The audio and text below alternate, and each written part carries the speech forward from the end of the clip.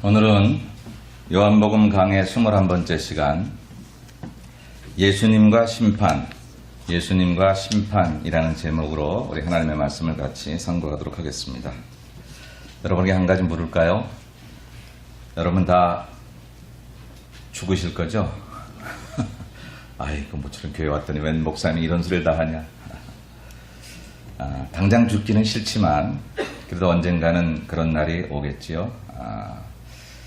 옛날에 왕들이나 어떤 사람들은 안 죽겠다고 불로초를 구해서 먹어보기도 하고 혼자 죽기 그래서 무덤을 크게 줘놓고 그 안에 때로는 살아있는 사람까지 다 나는 죽지 않는다 그런 걸 얘기하기 위해서 그렇게 했지만 다 죽잖아요. 다 죽어요. 그런데 죽음 뒤에는 어떤 세계가 있을까요? 죽음 뒤에는 과연 어떤 세계가 있을까? 우리가 죽고 나면 그것으로 끝일까? 아니면 그 뒤에 어떤 세계가 있을까? 물론 우리 예수 믿는 사람들은 대답을 가지고 있습니다. 그러나 많은 사람들 중에는 죽고 나면 끝이지 무슨 세계가 있느냐고 천국과 지옥이 어디 있느냐고 얘기하는 사람들도 있고 또 더러는 다시 태어난다는 얘기하는 사람들도 있고 여러 가지 이야기들을 하고 있습니다. 그러나 분명한 것은 사람은 한 번 죽는 것이 정한 이치라 했습니다. 우리는 숨이 끊어지면 우리의 숨이 끊어지면 육으로 만든 육체들은 죽게 마련이죠. 그런데 그것을 우리는 죽었다고 말하지 않아요. 왜냐하면 우리는 죽지만 안 죽게 만들어진 사람들입니다. 왜? 어떻게? 하나님께서 우리에게 영생하는 축복을 주셨기에 예수 그리스도를 믿으면 죽으나 다시 살아 영원한 생명을 얻게 되는 것이 우리들이 믿는 믿음인 줄로 믿습니다. 그러면 여러분은 죽지만 죽지 않는 사람들이 된다라고 하는 것이죠. 그런데 성경에는 그러한 것들의 마지막에 있어서 꼭 심판이 있다라고 해요. 심판이 있다. 심판은 뭡니까? 옳고 그른 것을 가리는 거죠. 이게 맞다, 이게 틀리다 하는 것을 가립니다. 우리가 사는 세상 속에서는 그것이 좀 불분명할 때가 많아요. 두 사람이 살아도 서로 옳다고 싸워. 부부가 싸우는 이유는 그거죠. 내가 옳다, 네가 옳다. 내 법이 옳다, 네 법이 옳다 라고 싸웁니다.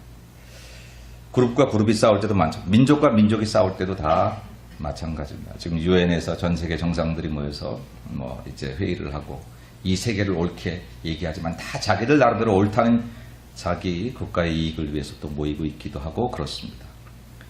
다 그렇게 서로 자기 것들을 주장하면서 옳다고 얘기하니 무엇이 진짜 옳은 것인지 도대체 진리가 뭔지 우리가 헷갈릴 때가 있습니다. 이 지역에서는 옳은데 지역을 건너가니까 타주에 가니까 그건 옳지 않은 법입니다. 여러분 여기서 가스 넣을 때 그냥 앉아서 나오셔서 여러분들이 넣잖아요. 셀프로 넣으시잖아요. 제가 오레곤 가서 보니까 사람이 오더라고요. 일어나려니까 아니 여기 오레곤 주법은 밖에서 넣어주는 거예요. 지역만 조금 달라져도 옳고 그름이 달라지더라고요. 우리의 사는 인생에 나름대로 우리는 내가 옳다고 생각하고 살아가지만 객관적으로 펼쳐놓으면 사실 내가 옳지 않은 것들을 그동안 얼마나 주장하고 살아왔던 것이 많은 것인가를 언젠가 알게 될 테면 그때는 부끄러운 뿐이겠죠.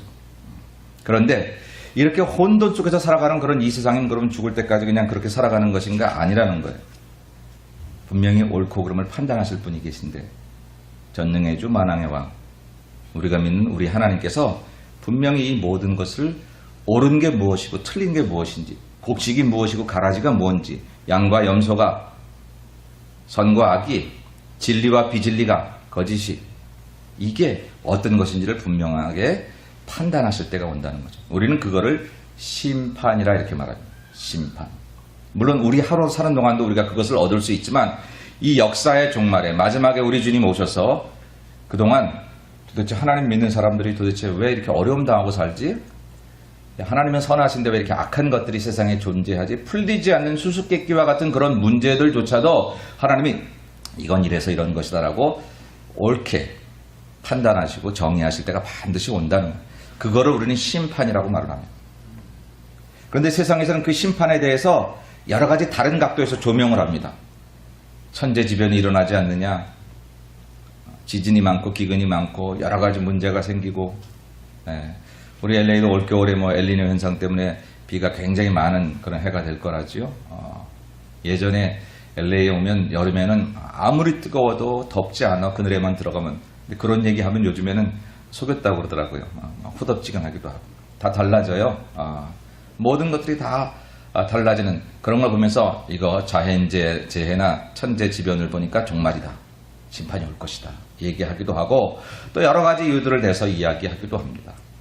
그런데 여러분, 오늘 우리는 그 심판의 문제를 예수님과 연결해서 얘기하려고 합니다. 성경이 그것을 이야기하고 있고요. 우리의 심판은 철저하게 예수님과 연결되어 있지 세상의 현상이나 종말 현상에 연결되어 있는 것이 아닙니다. 물론 예수님과 연결되어 있어서 이 땅이 어떻게 변해가는지에 대해서 하나님 지혜를 주셔서 그것을 통해서 이 세상이 이렇게 험악해져 가는 것을 보니까 주님 오실 때가 가까이 왔겠구나 라고 하는 것은 좋습니다. 그러나 오늘날 많은 종말론주의자들이든지 이제 마지막 심판을 얘기하는 사람들이 예수 없이 어떤 역사적인 증거나 전체 자연의 어떤 변화만을 가지고 종말을 얘기하고 심판을 얘기하는 것은 굉장히 위험합니다. 징조는 징조일 뿐이지 그 복음의 핵심이 아닙니다. 우리가 말하는 심판의 핵심은 예수님과 연결되어 있습니다. 예수 그리스도 그분을 통해서 우리에게 심판이 임할 것이고 예수님을 통해서만이 심판이 임한다는 사실은 오늘 우리에게 어떤 것을 의미하는가를 바로 알아야 우리가 심판날에 두렵지 않습니다. 여러분 가만 생각해 보세요. 저와 여러분이 열심히 예수님을 믿어요. 구원받은 백성이라고 생각해요. 근데 심판의 심자만 얘기 들어도 두려워요. 무서워요. 하늘의 햇빛이 좀 달라지면 무서워요. 비가 많이 오면 무서워요. 도대체 우리의 믿음은 어디 있는 거죠?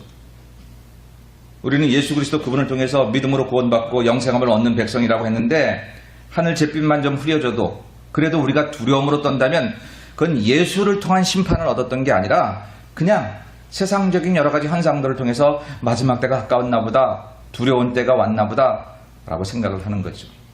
여러분 어렸을 때 생각해 보실까요? 학교를 다닐 때 성적표 받는 날이 여러분에게 즐거운 날이었습니까? 공포스러운 날이었습니까? 뭐 얘기 안 해도 얼굴빛만 봐도 알죠. 공부 잘 못한 학생들에게는 어쨌든 그날이 괴로운 날입니다. 이것뿐이 못했어. 이 성적표를 어떻게 집에 가서 들고 올 것인가. 그러나 성적을 잘 받았던 공부를 잘했던 친구들은 그날이 즐거운 날입니다. 성적에 전부 다 전부 다 A+. 그리고 그것을 가지고 집으로 뛰어갑니다. 문을 열면서 엄마 하고 이렇게 내 성적표를 보여주지요. 언젠가 우리 인생이 끝날 때 하나님이 씌워주신 너희 착하고 충성된 종들아 수고했다. 내가 생명의 면류관을 내게 주리라 했던 그 면류관을 우리가 하나님 나라에 가서 우리 주 예수님 앞에 벗어드린다 그랬습니다. 마치 잘했던 성적표를 보여주듯이 주님 부족한데 이렇게 살고 온 나에게 생명의 면류관을 씌워주셔서 당신에게 영광입니다. 여러분 그럴 날들이 우리에게도 반드시 오겠지요. 우리 그렇게 위해 살아가는 것입니다. 그런데 심판의 날이 무서운 날로만 생각된다. 무서워서만 한다면 아직 복음의 핵심은 모르는 거다라고 하는 것입니다. 그런 점에서 오늘은 우리가 이 심판을 예수님과 어떻게 연결해서 성경이 말하고 있는지를 같이 생각해 보려고 합니다. 첫 번째로 예수님의 심판을 얘기하기 전에 하나님과 내가 동등하다. 하나님과 아들인 예수 내가 하나다라고 하는 것을 오늘 본문을 통해서 먼저 주장해주고 있습니다. 여러분 설교노트를 보시고 19절로 20절 말씀을 우리 같이 읽겠습니다. 그러므로 예수께서 그들에게 이르시되 내가 진실로 진실로 너희에게 이르노니 아들이 아버지께서 하시는 일을 보지 않고는 아무것도 스스로 할 수 없나니 아버지께서 행하시는 그것을 아들도 그와 같이 행하느니라. 아버지께서 아들을 사랑하사 자기가 행하시는 것을 다 아들에게 보이시고 또 그보다 더 큰 일을 보이사 너희로 놀랍게 여기게 하시리라. 아멘.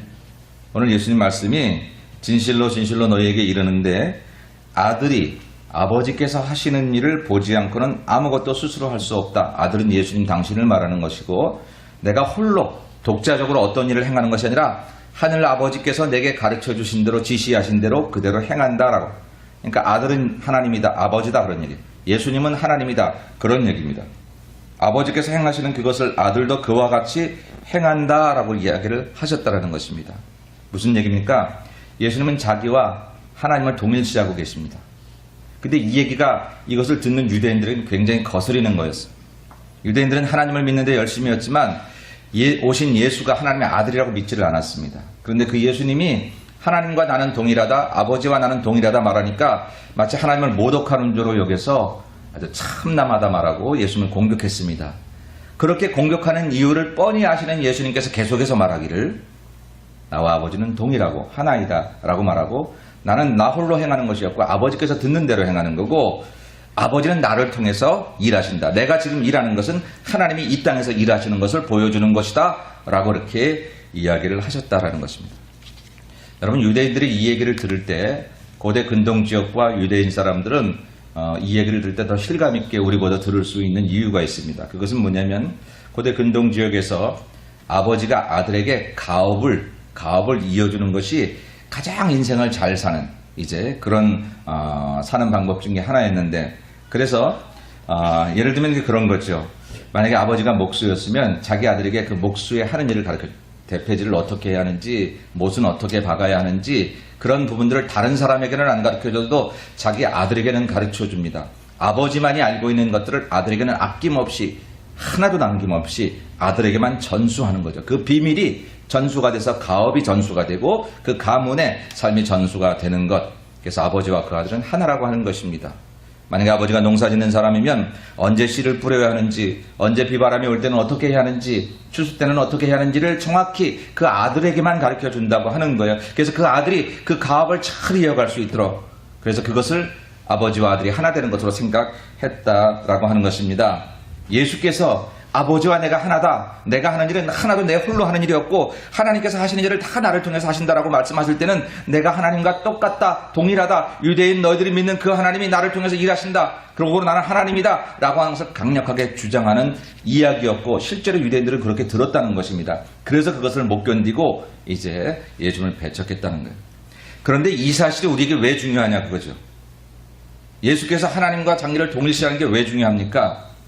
그것은 우리가 믿는 구원은 오직 예수 그리스도 그분을 통해서만 이루어지는 일로 믿기 때문입니다.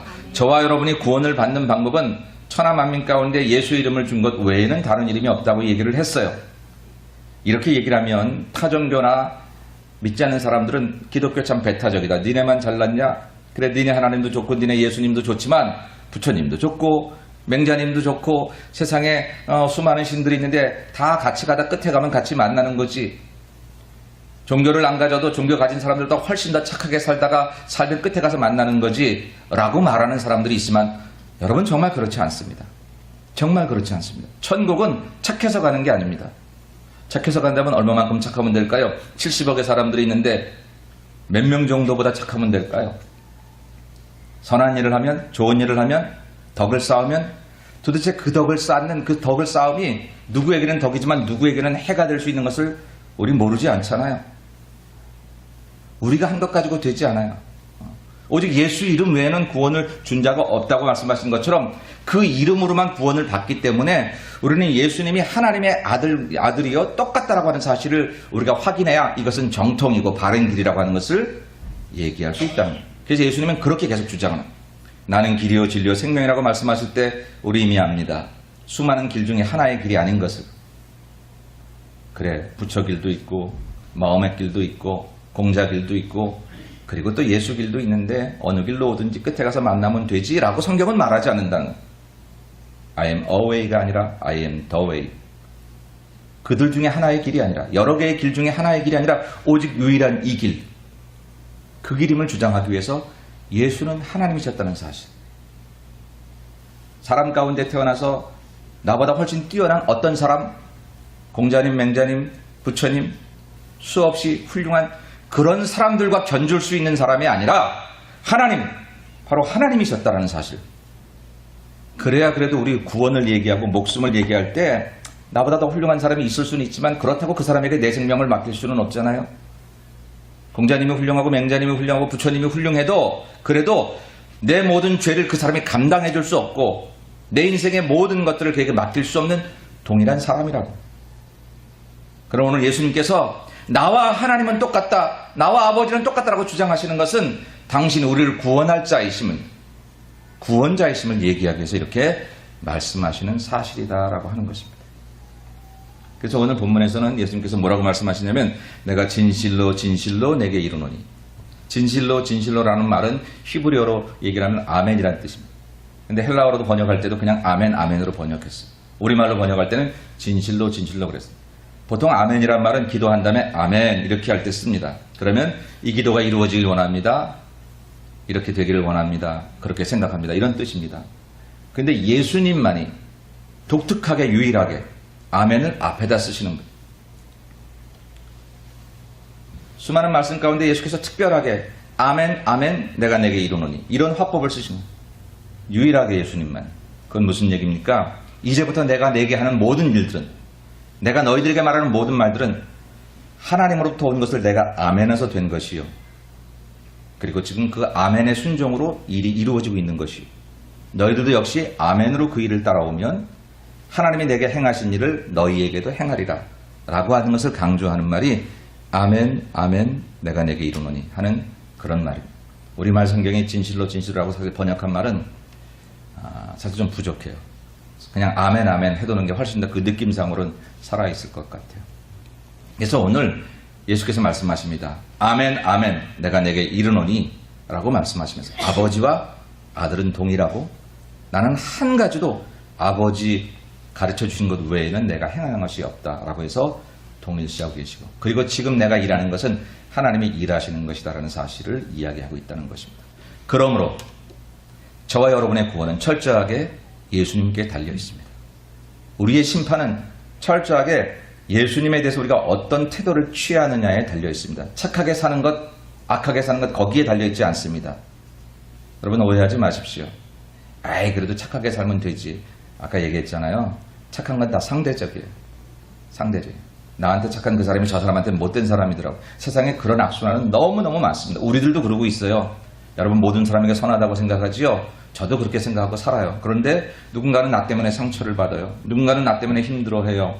나도 모르는 악을 나도 범하고 있는 거예요. 왜? 우리는 상대적인 존재이기 때문에 그럴 수밖에 없다는, 그것 가지고 구원 어림도 없습니다. 될 수 없습니다. 그러므로 오늘 우리의 구원은 철저하게 예수님과 우리가 어떤 태도를 가지고 있느냐 달려있다는 것을 생각해보죠. 그래서 우리는 이 예수님에게 어떤 권세가 있느냐를 한 번 더 살펴보면 그것을 좀 더 확실하게 알 수 있습니다. 두 번째 말씀, 예수님의 권세 중에 21절로 23절의 말씀을 우리 한번 같이 읽어보겠습니다. 아버지께서 죽은 자들을 일으켜 살리심같이 아들도 자기가 원하는 자들을 살리느니라.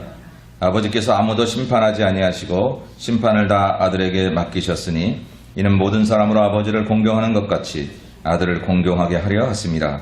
아들을 공경하지 아니하는 자는 그를 보내신 아버지도 공경하지 아니하느니라. 아멘.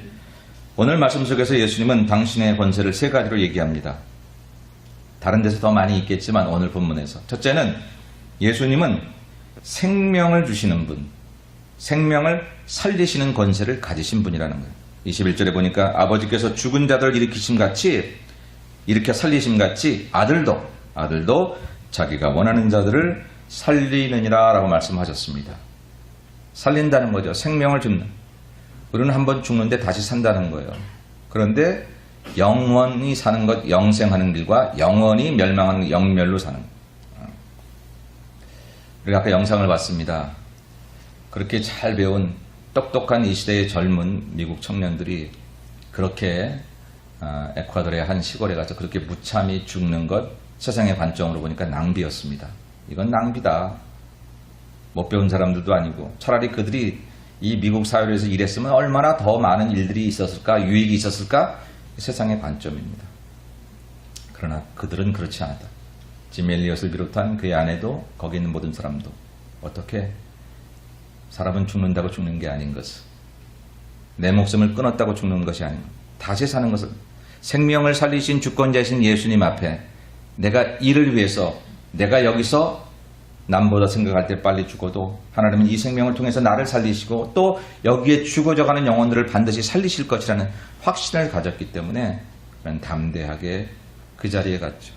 더욱더 놀라운 것은 그들이 간 것도 위대하고 놀랍지만 어떻게 그 아내들은 자기들의 남편들이 죽은 그 현장에 그렇게 갈 수 있었을까요? 만들어낸 얘기도 아니고 소설도 아닌데 우리가 살아왔던 이 미국 사회에 있었던 그 일인데 다른 거 없습니다. 예수는 생명을 주시는 분, 살리시는 분, 죽어서 죽는 것이 아닌 것임을 깨달았기에 그렇게 이야기할 수 있었던 거죠. 두 번째, 오늘 성경은 말하는 예수는 심판의 권세를 가지신 분으로 얘기합니다. 22절에 보니까 아버지께서 아무도 심판하지 아니하시고 심판을 다 아들에게 맡기셨다. 우리 인생의 심판은 결국 주님 앞에 우리가 어떤 모습으로 서느냐에 달려 있습니다. 여러분, 아름답게 착하게 선하게 살아오셨다고 생각하시지만 그것 가지고 우리 인생의 마지막이 결정되는 것이 아닌 것임을 우리 생각하셔야 됩니다. 도적같이 찾아온 우리 인생의 마지막에 우리의 인생이 천국으로 갈지 지옥으로 갈지 영생할지 영멸할지는 그것은 우리의 노력이나 우리의 다른 생각이 아니라 바로 심판하는 권세를 가지신 그분과 우리가 어떠한 태도를 가지고 살아가느냐라고. 물론 이렇게 생각하실 분이 계시지만 그럼 우리 살아온 건 다 어쩌고 예수님에게 잘 보이기만 하면 되느냐? 여러분, 그건 정말 유치한 우리의 생각이죠. 예수님에게 잘 보이고 예수님께 잘하면요, 우리 삶이 정말 이 땅에서 가장 아름다운 모습으로 사는 것을 전제하고 있는 거예요. 우리가 그동안 잘못 믿어 우리의 잘못된 경험 속에 예수 믿는 것들 더하더라 이런 소리를 듣게 되어서 그것은 우리가 회개할 내용이지만 정말 잘 믿어서 참 아름다운 그런 삶의 모습을 가지고 살아가는 그 삶의 모습, 하나님께서 우리 예수 잘 믿으면 그렇게 살게 하시니까 예수님과 어떤 태도를 가지고 있느냐, 그게 우리 인생의 결정적인 열쇠다 그런 얘기입니다. 왜? 심판자는 그분이시니까. 세상의 도덕도 철학도 여러분의 경험도 아니고 오직 예수님이십니다. 마지막으로 세 번째는 예수님은 영광을 받으실 분이라는 거죠. 모든 사람으로 아버지를 공경하는 것 같이 아들을 공경하게 하려 하십니다. 공경이라는 것은 영광을 받는다라고 하는 거예요. 아들을 공경하지 않으면 그를 보내신 아버지도 공경하지 않는다고 성경은 얘기하고 있습니다. 영광을 받으실 분, 궁극적으로 우리의 모든 영광을 받으실 분이 예수님이다라고 하는 것입니다. 그러므로 생명을 주시고 심판하시고 영광을 받으신 바로 그 예수님과 우리가 어떤 관계에 있느냐가 우리가 심판을 받느냐 구원을 받느냐 하는 문제에 달려있다. 오늘은 그 중에서 예수님이 심판주라 하셨으니 그 심판주에 관계된 그분만 가지고 오늘 마지막 결론을 같이 이야기해 보려고 합니다. 예수님이 심판주라는 얘기에 대해서 성경은 얘기하면서 오늘 본문에서 두 가지 본문을 우리가 생각해 봅니다. 여러분 3번에 예수님의 심판을 보고 24절과 29절, 28절, 29절 말씀을 같이 봅니다. 내가 진실로 진실로 너희에게 이르노니 내 말을 듣고 또 나 보내신 이를 믿는 자는 영생을 얻었고 심판에 이르지 아니하나니 사망에서 생명으로 옮겼느니라. 아멘. 이를 놀랍게 여기지 말라. 무덤 속에 있는 자가 다 그의 음성을 들을 때가 오나니 선한 일을 행한 자는 생명의 부활로 악한 일을 행한 자는 심판의 부활로 나오리라. 아멘. 지금 심판의 문제는요, 여러분 남의 얘기가 아니에요. 남의 얘기가 아닙니다. 물론 이 얘기를 할 때 제가 여러분들을 겁주거나 위협하는 얘기로 이야기하지 않는 까닭은 뭐냐면 잘 믿으면 이건 즐거운 날이니까, 칭찬받는 날이니까, A+ 성적표를 받는 날이니까. 그러나 잘못 믿으면, 우리가 잘못 믿었으면 이건 두려움의 날이라는 거예요. 그 날에 문제가 있는 게 아니라 나에게 문제가 있다. 그 날이 두려운 날이어서 두려운 날이 아니고요. 그 날이 좋은 날이어서 좋은 날이 아니라 나에게 문제, 내 믿음에 따라 그 날이 좋은 날이 되기도 하고 무서운 날이 될 수도 있다는 것입니다. 요즘에 여러 가지 자연재해나 여러 가지 현상들로 자꾸 종말 얘기하고 세상의 어떤 그 잘못된 현상들을 이렇게 위협적으로 얘기하시는 그런 일들이 있습니다. 그런 것들을 우리는 징조라 말합니다. 징조는 우리의 믿음의 대상이 아닙니다. 징조는 우리가 지혜롭게 때를 분별할 때 사용하는 참고 자료입니다. 어느덧 많은 사람들이 참고 자료를 복음의 텍스트처럼 믿고 있고 예수는 없어졌어. 그 징조가 진짜인 것처럼 우리 그런 우를 범하지 않으시면 좋겠습니다. 징조를 보시거든 깨어 기도하시면 되겠습니다. 그런데 아무리 징조를 잘 알고 때를 알고 이때라 9월달에도 종말이 온다고 한국의 천안에 박건사라는 사람이 요즘 유튜브마다 난리지요. 블루문하고 연결해가지고 난립니다. 9월달에 종말 온다 그랬어요. 그 양반이. 자기는 무식한데 하나님께서 이렇게 지혜를 줘서 얘기한다고. 징조를 잘 알아야 구원받는 게 아니에요, 여러분. 때를 맞춰야 구원받는 거 아니에요. 성경은 그렇게 얘기하고 있지 않습니다. 예수님조차도 나도 모른다. 예수님조차도 모른다고 했던 그 때에 대해서 자꾸 얘기하는 사람들 위험합니다. 옳지 않습니다. 그러나 이렇게 얘기할 수 있죠. 그때가 가까웠으니 옳습니다. 언제인지 잘 모르겠습니다. 그래서 어떻게 하라고요? 오늘 내가 하나님의 아들로서 예수 그리스도를 올바로 믿으라고요. 그때가 가까웠으니 뭘 정신 차리자는 거예요 도대체.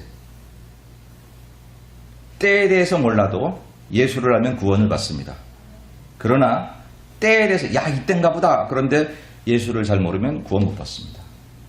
오늘 우리는 우리의 심판과 우리의 종말은 바로 예수 그리스도에 대한 이해와 예수 그리스도에 대한 믿음에 달려있음을 우리가 알아야 된다. 오늘 본문이 이렇게 얘기합니다.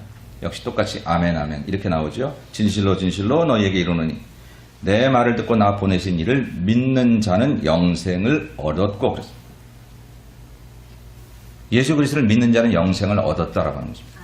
이보다 더 확실한 말씀이 어디 있을까요? 징조를 몰라서 구원을 못 받습니까? 천만에. 성경에 징조를 알아야 구원받는다고 말한 적이 없습니다. 깨어있기 위해서 그것이 자료가 될 수 있습니다. 소홀히 여기지 말고 지나가는 하나의 사건이라도 우리가 함부로 대하지 말을 것은 그렇지만 그게 믿음의 대상이 아닙니다. 여러분 세상의 징조에 대해서 여러분 몰라도 예수를 알고 예수를 온전히 믿고 있으면 그날에 반드시 하나님 나라에 들림받고 구원받을 줄 믿으시길 축복합니다. 그 믿음에 대해서 변함이 있을 수 없어요. 오늘 성경이 말합니다. 나 보내신 이를 믿는 자, 내 말을 듣고 나 보내신 이를 믿는 자는 영생을 얻었고 심판에 이르지 아니한다. 심판에 이르지 않. 생각해 보세요. 여러분이 만약 하나님 자리에 설 수 있다면, 이건 경망스러운 얘기지만 가정에서 만약 내가 하나님이라면 여태까지 잘 믿고 있는 성도들 근데 마지막에 징조 하나 몰라서 그거를 미처 못 깨달아서 구원 취소, 이건 좀 아니지 않아요? 하나님은 저와 무슨 이렇게 로또 게임을 하는 분이 아니십니다. 도박하시는 분이 아니에요. 우리의 매일매일의 삶을 통해서 매 순간 우리가 여전히 하나님을 섬기는 크리스천으로서의 삶을 원하시는 거지 어느 순간 뭘 딱 맞춰가지고 그렇게 되는 게 아니란 말입니다. 그런 점에서 오늘 믿는 자는 영생을 얻었고 심판에 이르지 아니한다는 사실을 확실히 믿으시되 이제 문제는 뭐예요? 정말 믿음이라는 게 뭔가 하는 거죠. 정말 우리가 믿는 믿음이라는 게 뭔가 하는 거예요. 성경은 믿으면 영생을 이미 얻었다는 거예요. 그래서 사망에서 생명으로 옮겨졌다는 거예요. 나 여기 살아있는데 이미 내 영적인 그런 존재는요 천국 가 있다는 거예요. 그렇게 표현할 정도로 얘기하는 이 말씀을 우리가 들으면서 근데 목사님 옛날에 잘 믿었는데 지금 교회를 안 다녀요. 그 사람은 구원이 취소된 건가요? 아니요. 옛날에 잘못 믿었던 거예요. 그때 잘 믿었어요. 그때 열심히 나가고 눈물도 흘리고 그때 고백도 하고 신학교까지 가려고 했었는데요 라고 말을 하지만 믿음은 지속되지 않으면 진짜가 아닙니다. 감정은 순간순간 있을 수 있지만 믿음은 지속되어야만 합니다. 그리고 믿음으로 예수 그리스도를 나의 구주로 고백하면 구주가 내 안에, 예수님이 내 안에 주인 되신다는 거예요. 주인 되신 예수님이 그렇게 허약하게 내 감정이 좀 다운되면 없어질 예수라면 그건 내 인생의 구주 되실 수 없어요. 저와 여러분이 정말 예수님을 구주로 영접했다면 내가 타락의 길로 가고 잘못된 길로 가려고 할 때 내 안에 갈등을 일으키게 하시고 고민하게 하시고 전에 그렇게 쉽게 걸어가던 그 타락의 길이 이제는 가시밭길처럼 못 가게 만드시는 거예요. 왜? 주님이 내 안에 계시니까. 그런데 내 스스로 내가 잘 믿었다고 생각하는 그 믿음만 가지고 살아왔던 지난 날들 그것만 가지고는 얼마든지 지금 돌아갈 수 있습니다. 얼마든지 타락할 수 있습니다. 그리고 착각합니다. 나 옛날에 잘 믿었는데. 아니요. 잘 믿은 거 아니에요. 건강할 줄 믿었다고요? 그건 믿음이 아니잖아요. 예수를 믿어서 건강해지는 결과를 생각한 것뿐이지. 여러분 예수를 믿어 사업이 잘 되시기를 믿습니까? 그건 믿음이 아니잖아요. 예수를 믿었더니 사업이 잘 되는 결과가 온 거지. 근데 우리는 언제부턴지 믿음의 핵심인 예수는 잊어버리고 건강할 줄로 믿습니다. 사업 잘 될 줄로 믿습니다. 이런 일이 해결될 줄로 믿습니다. 그건 믿음이 아니라 내가 예수를 믿으니까 예수 안에 있는 풍성함이 내게 주어져서 육신이 약한 나에게는 건강으로 복을 주시고 열심히 정직하게 비즈니스를 하는 사람에게는 하늘에서 부어주셔서 축복해 주시고 결과일 뿐이죠. 그런데 믿음이 예수에게 있는 사람은 그것이 주어지지 않아도 여전히 내 믿음에는 흔들림이 없어야 되는데 기대했던 건강이 주어지지 않고 기대했던 물질이 주어지지 않고 기대했던 일들이 해결되지 않을 때 내 믿음이 식어지고 하나님 계신 거야 안 계신 거야 라고 묻는다면 그건 원래부터 예수를 믿었던 게 아니라 내가 잘 되는 그 생활을 믿었던 거예요. 그렇게 믿음을 가졌던 우리 수십 년 동안 교회를 했어도 하나님 그걸 진짜라고 말씀하실 수 없더라는 거예요. 그런 사람은 영생을 얻을 수 없어요. 오늘 설교를 들으면서 여러분 마음이 불편할 수 있을는지 모르겠습니다. 그래도 목사님 내가 이 바쁜 중에 이렇게라도 나오는 게 귀한 거지. 그렇게 말씀하시면 이것도 안 나와요? 라고 말씀하실 수 있는 분들이 계실는지 모릅니다. 사랑하는 여러분, 누구를 위해서 교회를 나오시고 누구를 위해서 예수를 믿으십니까? 여러분들이 믿는 믿음이 누구에게 혜택을 주는 것이라고 생각을 목사를 위해서나 누구를 위해서 여러분들이 믿을 수 없습니다. 소용없습니다. 필요 없습니다. 그렇게 하실 필요가 전혀 없습니다. 오직 여러분의 구원을 위해서 믿는 거요. 그렇게 구원을 받고 나면 하나님이 이 땅을 위해서 내게 하실 일이 있어서 사명을 위해서 믿는 길일 뿐입니다. 그런데 바로 거기에 근저에 예수에 대한 믿음이 없이 그냥 열심히 교회 다녔던 기억들만을 가지고 있으니까 기분 나쁘면 나오기 힘듭니다. 나를 힘들게 하는 사람이 있으면 나오기 싫습니다. 바빠지면 힘듭니다. 내가 이렇게 어렵게라도 몇 번 나오는 것을 귀하게 생각해 줘야 된다고 한다면 그것은 나에게 목숨 주신 예수님에 대한 태도는 아니라고 생각합니다. 그냥 내가 알아서도 잘 될 수 있는데 그래도 가끔씩 당신 앞에 나와서 당신에게 얼굴을 보이면 기뻐하시지요? 그렇지 않습니다. 오늘 예수께서 당신을 하나님과 동일시하시고 나를 믿으면 이라고 말할 때는 나를 통해서 하나님의 하신 일을 믿어야 된다. 그게 뭐죠? 십자가와 부활입니다. 십자가는 뭡니까? 예수님이 달리신 것이지만 사실 그 의미는 뭐죠? 내가 죽은 거죠. 부활은 뭡니까? 예수님이 사신 것입니다. 그런데 그것은 내가 다시 산다고 하는 것입니다. 그 사실을 믿을 때에 예수를 통해 하나님께서 이런 일을 하신 것을 믿을 때에 우리가 영생을 얻었다라고 하는 것입니다. 그래서 여러분 오늘 저는 우리 믿음의 심각한 질문을 다시 한번 해보는 거예요. 정말 저와 여러분은 십자가에 달리신 예수 그리스도를 믿음으로 고백하고 부활하신 예수를 믿어서 이제 내 인생의 주인으로 예수님을 모셨는지 이 질문을 행할 때 그래도 내가 30년 동안 교회를 빠진 일이 없는데요. 이런 것으로 대답을 찾지 마시기 바랍니다. 내가 교회에 얼마나 중요한 일을 많이 했는데 이런 것으로 대답을 찾지 마시기 바랍니다. 그런 것들은 믿음 없어도 할 수 있습니다. 믿음 가지고 더 잘할 수 있지만 놀랍게도 참된 믿음을 갖지 않은 사람도 세상에서 수고할 수 있고 교회에서 수고할 수 있습니다. 우리 교회 안에서 착각하면 안 되는 것들이 저 사람 참 착해. 너무 착해. 구원받는 것과 관계없습니다. 저 사람 참 열심히야. 본질적으로 구원받는 것과 관계없습니다. 그런 것들이 도움이 될 수는 있겠지요. 나쁜 사람보다. 나는 오늘 다음 주에 블레싱 데이를 얘기하면서 찾아오는 새 가족들만 관심 있는 게 아니라 오늘 저와 여러분들이 우리가 구원을 확신하고 여기 있는 사람이 이게 얼마나 좋은 건지 이게 얼마나 귀한 건지 알아야 남에게 그것을 전달해 줄 텐데 친구여 당신께 이 소식 전하고 싶소. 오늘 노래 불렀는데 찬양 불렀는데 뭘 전할 거예요? 뭘 전할 거예요? 마지막 때가 와도 우리가 두렵지 않으며 죽어도 다시 사는 생명이 있으며 영원히 사는 영생의 기쁜 소식이 있다는 것을 우리가 전해야 될 터인데 우리에게 그게 없어요. 내가 살았던 교회 생활에 대한 경험만 있지. 그것은 아니더라고요. 여러분 구원은 받으면 취소되는 것도 아니고요. 옛날에 구원받았다 타락한 것들도 아닙니다. 그 사람 원래 지금까지 지속된 그 믿음에 처음부터 문제가 있었어요. 그저 교회 다니는 우리들의 모습만 보고 열심히 했던 모습만 보고 그 사람은 구원받았다고 하죠. 믿음은 지속돼. 항상 현재 진행형. 예수님께서도 마지막까지 하나님께서 내게 행하시는 일이 현재 진행일 때 당신이 하나님의 아들이라고 고백하셨고 마지막 십자가에서야 다 이루었다. 그때서야 말씀하셨습니다. 주님도 그렇게 하신 구원의 역사를 우리가 기도원 한번 올라갔다고 나 구원받았어. 우리가 눈물 한번 흘렸다고 나 구원받았어. 교회 생활 좀 열심히 했다고 나 구원받았어. 그렇게 말할 수 있는 게 아니라는 거예요. 여러분 제가 왜 이렇게 말합니까? 여러분 받은 것들을 내가 소홀히 여기려고 하는 것이 아니라 진짜여야 되잖아요. 진짜여야 돼. 사람들 앞에 내가 진짜인 것처럼 그런 척하는 게 무슨 소용이 있겠어요? 하나님 앞에 설 때. 아무것도 아니거든요. 오히려 빨리 그것을 깨닫고 정신 차려 진짜가 되는 게 낫지. 다른 사람들이 박수 쳐주는 잘못된 환호 속에 진짜인 것처럼 착각하고 살다가 막 주님 앞에 심판대 앞에 섰을 때 하나님 난 너 모른다 말씀하시면 우리 인생은 정말 아무것도 아니다라고요. 누구든지 죽습니다. 심판에서 죄될 사람은 한 사람도 없습니다.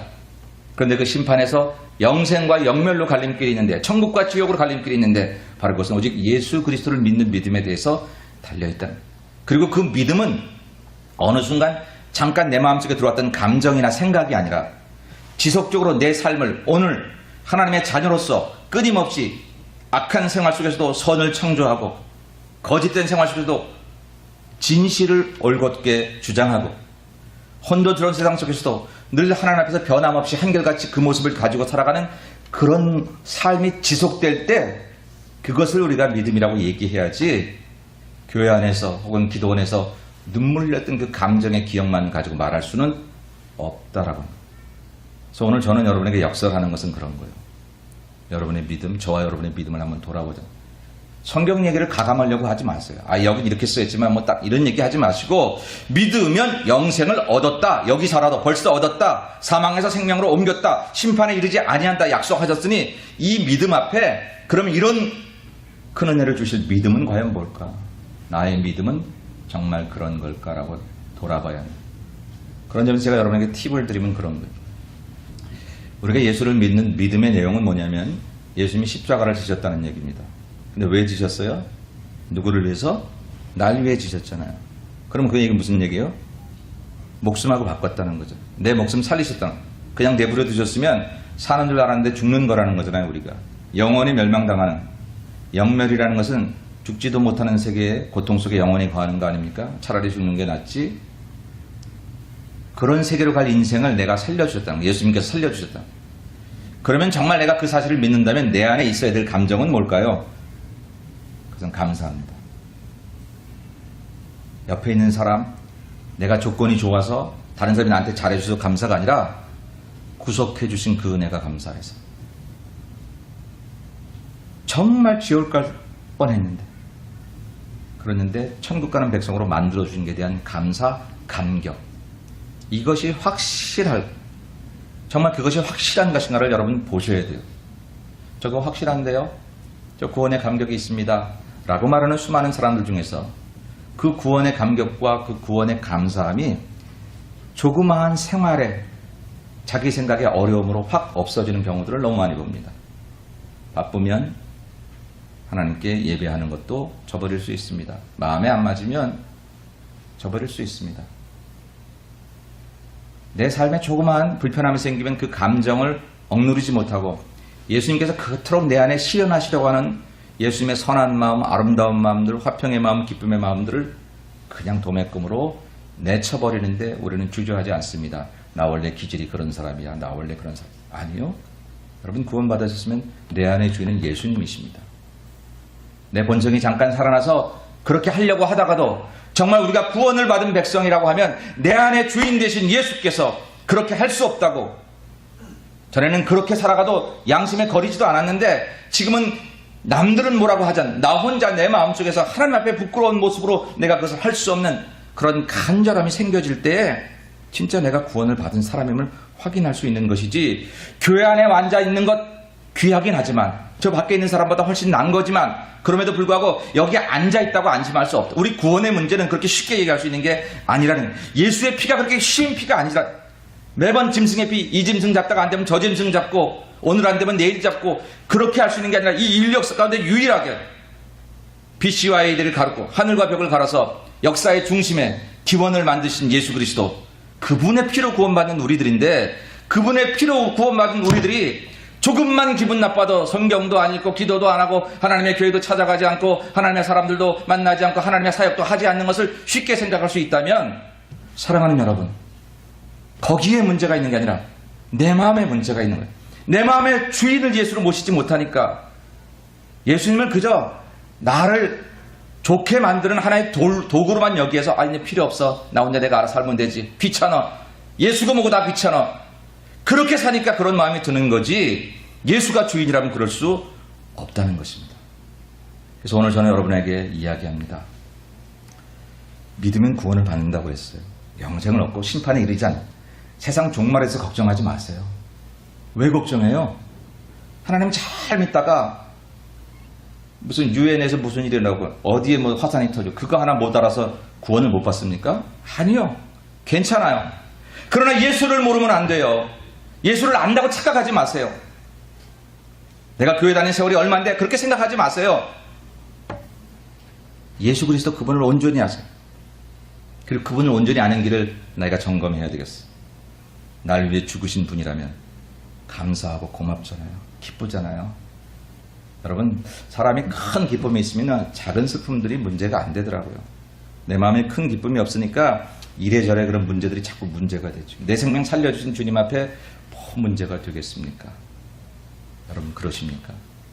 나를 믿으면 영생을 얻는다고 말씀하죠. 아 믿으면 되는구나. 아 믿지. 나 그때 수련회 갔을 때 가슴이 뜨끔했는데 나 믿지. 내 생각으로 믿어. 그런 정도가 아니라는 거예요. 그런 정도가 아니라는 거예요. 제가 좀 간곡하게 여러분 얘기하잖아요. 우리 잠옷실에 아이들이 있어서 제가 소리를 크게 지르면 애들이 놀랄까봐 제가 소리를 안 지르려고 이렇게 오늘도 결심하고 올라왔는데, 여러분 예수 믿는 건 장난이 아닙니다. 연습도 아니에요. 지나가면 끝이에요. 누구에게 보여주기 위한 체면도 아니에요.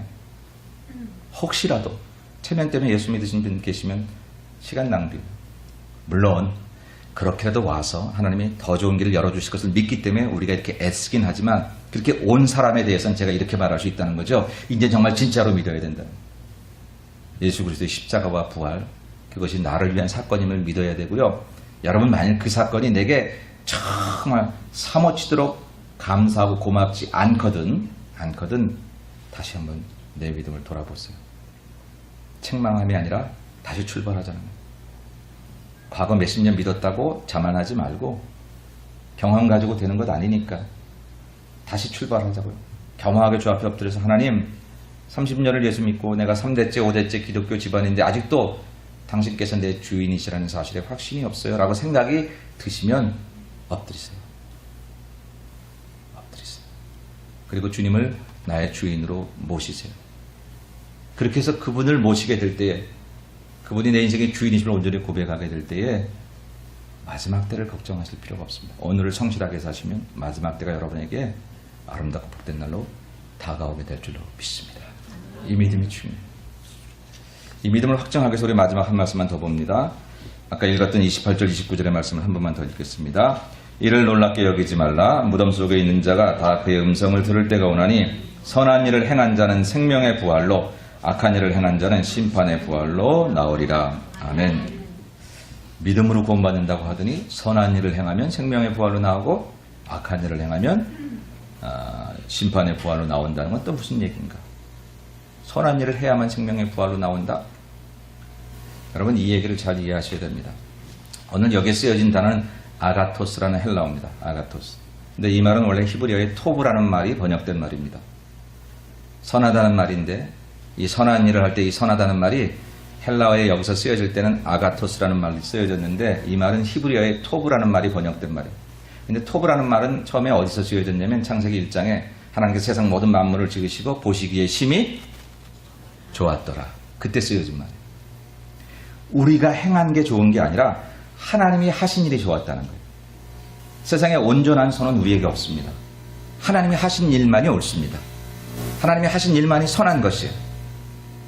한 부자 청년이 예수님에게 와서, 선한 선생님이야, 우리가 어떻게 해야 구원을 얻겠습니까? 이렇게 말할 때 예수님께서 그 대답을 하시기 전에, 왜 나를 선하다 하느냐? 하늘 계신 아버지 외에는 선한 자가 없느니라. 여러분 모든 선은요 하나님에게 있습니다. 하나님이 하신 일이 선한 거예요. 그러니까 여기서 말하는 것은 여러분들이 30년 동안 50년 동안 좋은 일을 많이 해야 구원받으려, 그거 아닙니다. 착한 일을 많이 해야 구원받으려, 그거 아닙니다. 예수를 믿고 착한 일을 하는 것은 당연한 도리이지. 예수를 믿고 선한 일을 행하는 것은 당연한 도리입니다. 예수 믿고도 선한 일을 못한다면 그건 바로 못 사는 거죠. 그건 우리가 회개해야 될 일입니다. 그런데 여기서 말하는 것은 그 선한 일을 했기 때문에 영생을 주겠다, 그런 게 아니라는 거예요. 오히려 이 선한 일은 뭡니까? 하나님이 하신 일, 그 일을 예수께서 행하셨고, 그 예수께서 행하신 그 하나님의 일을 내가 나를 위한 행할 일로 믿고 살아가는 삶의 모습, 그것을 말하는 거예요. 저와 여러분이 예수 믿는 것, 이것은 그냥 건강하고 잘되고 복되고 이게 아니라 하나님이 행하신 일을 믿는다는 거예요. 이 역사 가운데 세상의 모든 종교들은 땅에서 잘 믿어가지고 이렇게 땅을 떠나는 건데, 우리가 믿는 하나님은 하늘에 계신 하나님께서 이 땅의 역사를 가르치고 대기권을 가르치고 땅에 오셨어요. 말씀이 육신이 되어 우리 가운데 거하셨어요. 살림을 차리셨다고요. 여기서 그 예수님이 하나님의 행하신 일이다라고 하는 거예요. 그거를 나를 위한 사실로 믿는 것, 그게 선한 일이라고 하는 거예요. 빌립보서 1장에 보니까 우리 속에 착한 일을 시작하신 이가 주 예수의 날까지 그렇게 하실 거라고 있고, 우리 속에 착한 일을 하셨다고요? 그건 하나님의 선한 일이 우리 안에 이루어졌다는 거죠. 하나님의 선한 일. 히브리서 13장 21절 여러분 노트에 놓습니다. 모든 선한 일에 너희를 온전케 하사, 모든 선한 일에 너희를 온전케 하사 자기 뜻을 행하게 하시고 그 앞에 즐거운 것을 예수 그리스도로 말미암아 우리 속에 이루시기를 원하노라. 모든 선한 일 하나님이 하신 일입니다. 그러므로 선한 일을 행한 자는 생명의 부활로 나온다 하는 얘기는 여러분들이 쌓은 공로를 얘기하는 게 아니라 하나님이 인류를 위해서 행하시고 나를 위해서 행하신 십자가와 부활의 구속의 은총을 나를 위한 일이라고 믿고 그 믿음 가지고 이 험한 세상 속에서 넘어지고 쓰러진다 할지라도 언제나 그 믿음의 충만함을 가지고 기쁨과 감사함으로 살아가는 사람의 삶의 모습, 그런 사람은 생명의 부활로 나오겠다라고 하는 것입니다. 그래서 믿음 가지고 간다는 말과 상통하는 거죠. 상통하는 것. 그러므로 사랑하는 여러분, 나는 이제 여러분에게 여러분의 생활을 돌아보길 바랍니다. 교회를 왜 하시지요? 목사님이 자꾸 하려니까. 교회 오래 다니는데 그래 체면이 있지. 그렇지만 이 정도 외에는 더 할 수 없어. 아, 힘들어. 왜 나한테 자꾸 이런 짐이지? 이건 구원의 감격에서 나오는 얘기는 아닌 것 같아요. 많고 하고 적게 하는 것에 대한 기준은 없습니다. 그런데 내 마음 가운데 하나님의 일, 교회의 일, 그리고 다른 사람을 섬기는 모든 일, 이런 것들이 짐이 되거나 이런 것들이 문제가 된다고 하면 그것은 우리 교회가 그 일이 나에게 너무 무겁고 힘이 들고 잘못돼서가 아니라 내 안에 내 생명 살려주신 구원의 감격이 약하기 때문입니다. 부인할 수 없는 사실입니다. 내 생명 주셨는데 그 시간 조금 하는 거, 그거가 문제가 된다면 생명을 주신 이에게 어떻게 얘기할 수 있겠느냐라고 합니다. 지금 우리의 믿음을 점검하는 방법을 말씀을 드리고 있는 것입니다. 나는 믿어요. 나는 정말 믿어요. 말로 아무리 천사의 말처럼 얘기한다고 할지라도 그 삶에 예수 그리스도를 통해서 내 생명 살려주신 구원의 감격을 가진 사람답게 그 삶의 모습이 드러나지 않는다고 하면 진짜가 아니라는 거예요. 우리 스스로 우리를 속이고 있는 것입니다. 나름대로 나를 종교적인 이런 포장지에 넣어서 내가 진짜라고 생각하고 살아가고 싶은 내 마음일 뿐이라고 하는 것이죠. 오늘 이 도식을 깨야 해요. 깨고 예수 그리스도 앞에 정말 날 살려주신 생명의 구원의 감격을 다시 회복하셔야 됩니다. 그리고 정말 내가 날마다의 삶 속에서 여전히 약해서 넘어지고 쓰러질 때가 있다 할지라도 내 안에 주인 되신 예수께서 나를 이렇게 세우시고 결코 잘못된 길로 가지 말도록 하시고 악인의 꾀도 쫓아가지 않게 하시고 죄인의 길에 서지도 않게 하시고 오만한 자리에 이게 내 도덕 때문에 되는 게 아니에요. 내 경험 때문에 되는 게 아니라 내 안에 예수님이 주인 되실 때만 결코 내가 그런 길로 걸어가지 않도록 나를 붙드시는 사실인 줄로 믿으셔야 합니다. 그래서 그렇게 걸어갈 때에 그게 진짜 믿음이고 그 믿음은 그 믿음의 도상 속에 언제이든지 나를 영생에 이르게 하는 축복을 준다라고 하는 것입니다. 말씀 정리합니다. 심판할 때가 가까운 것 같습니다. 10년 뒤인지 20년 뒤인지는 모르겠습니다. 어쩌면 2000년지가 될지 모르겠습니다. 그러나 분명한 것은 주께서 오실 때가 언제든지 주님이 오시든 내가 먼저 가든 우리에게 심판의 때가 있는 것은 사실입니다. 그런데 그 심판의 결과는 나의 행함에 있거나 지금 내가 생각하는 내 믿음의 틀에 있지 않고 오직 예수님께 있습니다. 예수 그리스도 그분에게 그 권세가 있기 때문에 그분과 나의 관계가 어떤 거냐 하는 것을 생각하셔야 됩니다. 여러분 여전히 예수마을교회 교인이고 오늘 이 자리에 나오셨지만 그것만으로 장담할 수 없습니다. 이건 틀일 뿐입니다. 이런 틀을 통해서 우리 안에 실제적인 믿음이 커져가고 예수님에 대한 마음이 커져가기 위해서 이런 교회라는 틀을 통해서 우리가 그 일을 하는 거 아니겠습니까? 만일 그럼에도 불구하고 틀로 만족하시고 사람들에게 내가 교인이라는 것에 만족함으로 내 신앙이 될 거라고 생각하시면 심판날에 우리는 어쩌면 우리는 치를 떨고 있어야 될 사람이 될지도 모릅니다. 사랑하는 여러분, 거듭 말하지만 여러분에게 위협을 하거나 여러분에게 어려움을 줄 생각은 조금도 없습니다. 왜냐하면 우리는 믿으면 천국 날입니다. 기쁜 날이니까, 상 받는 날이니까. 이런 좋은 날을 두려움의 날로 만들지 마시고 정말 우리의 믿음을 한번 점검해 보시되 그 믿음을 점검하는 길은 예수님이 내 안에 주인 되셨나를 보셔야 되고 예수님이 주인 되신다면 지금 내 삶에 이 정도 믿음은 되겠는가? 생명 주셨는데 이 정도 시간 들이면 되겠고 이 정도 마음 들이면 예수를 믿는 거라고 말할 수 있겠는가? 예배당을 떠나면 전혀 다른 사람으로 살아가는 우리의 모습이라면 과연 예수 앞에 우리가 바른 모습에 선 것인가 하는 것들을 점검하셔서 만일 거기에 조금이라도 문제가 있다 생각하면 다시 주 앞에 엎드리십시다. 주님이 도와주실 것입니다. 약한 믿음도 붙잡아 주시고 연약한 믿음도 도우셔서 우리를 강하게 하실 것이고 온전한 믿음을 가지고 영생을 얻고 천국 얻는 삶을 살게 도와주셔서 천국 가기까지 이 땅에서의 삶도 천국처럼 살아갈 수 있도록 만들어 주실 것입니다. 이런 은혜가 저와 여러분에게 함께 하시기를 주님의 이름으로 간절히 축원합니다. 거룩하신 아버지 하나님 감사합니다. 교회를 다녔습니다. 천국 가는 줄로 알았습니다. 그렇게 되기를 소망합니다. 그런데 주님 정말 예수님을 올바로 믿어야 간다 했는데 이래저래 교회 경험은 많아서 아는 것도 많고 그러긴 한데 주님 정말 예수님을 나의 구세주로 고백하고 있는지 우리 그렇다고 생각했는데 정말 그런 건지 주여 우리가 돌아보게 하옵소서. 주님 앞에 진실하게 하시고 정직하게 하소서. 우리의 믿음을 포장하지 않게 하시고 예수님 앞에 참 순전한 믿음으로 주님으로 인해 천국 갈 수 있는 백성이 되는 저희들이 되도록 축복해 주옵소서. 예수님의 이름으로 기도 올리옵나이다. 아멘.